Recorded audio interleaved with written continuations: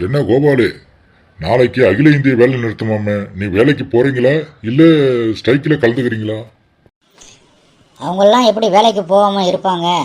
அவங்கெல்லாம் ஆளுங்கட்சிக்காரங்க, வேலைக்கு தான் போவாங்க. அப்படி எல்லாரையும் பொதுவாக சொல்லிடாதீங்க. நாங்கெல்லாம் தொழிலாளிங்க. இந்த மாதிரி வேலை நிறுத்தத்தில் கலந்துக்கினா தான் எங்களின் உரிமைகளையும் சலுகைகளையும் பாதுகாக்க முடியும்.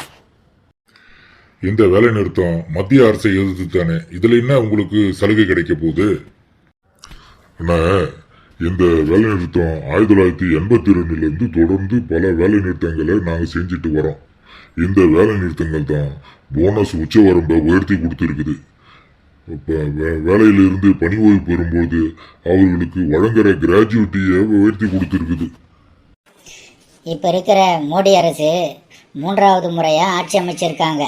ஆனால் ஆட்சியில் வந்ததில் இருந்து ஆண்டுக்கு 2 கோடி பேருக்கு வேலை தருவேன்னு சொன்னார். ஆனால் இன்று வரைக்கும் வேலை கொடுக்கல.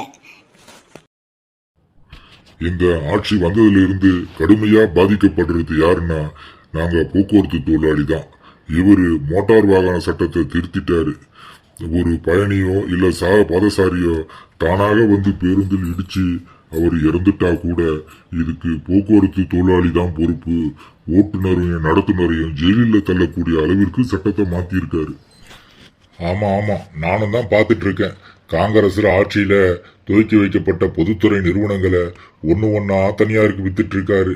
ஏர்போர்ட்டை வித்தாரு, துறைமுகத்தை வித்தாரு, ஏரோப்ளைனை வித்தாரு, சுரங்கத்தை வித்தாரு. இப்படி பல பொதுத்துறை நிறுவனங்களை தனியாருக்கு தாரை வார்த்து கொண்டிருக்கிறாரு. ஆனா மக்களுக்கு தான் ஒன்றும் கிடைக்கல.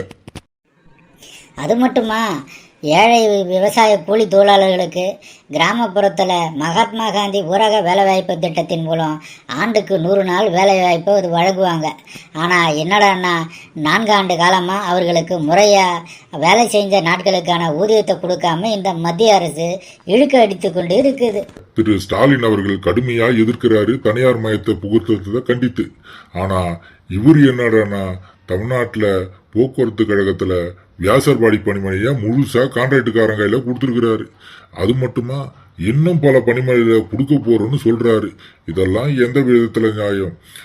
மத்தியில மோடி அரசை எதிர்க்கிற அதே நேரத்துல மாநிலத்துல இவர்கள் சரியான வழியில செல்ல வேண்டாமா? நாளை நடைபெறுகின்ற அகில இந்திய வேலை நிறுத்தத்தில் நாம் அனைவரும் கலந்து கொண்டு மத்திய மாநில அரசுகளின் தனியார் மய கொள்கையை நாம் பின்னுக்கு தள்ளுவதற்கு மக்களிடம் நமது பிரச்சாரங்களை கொண்டு செல்வோம். நாளை வேலை நிறுத்தத்தை வெற்றிகரமாக்குவோம். நன்றி தோழர்களே, நாளை பார்ப்போம். அனைவரும் நாளைக்கு ரயில் மறியலுக்கு வாங்க, நாம அங்க சந்திப்போம். வெல்லட்டும், வேலை நிறுத்தம், வேலை நிறுத்தம், வெல்லட்டும்.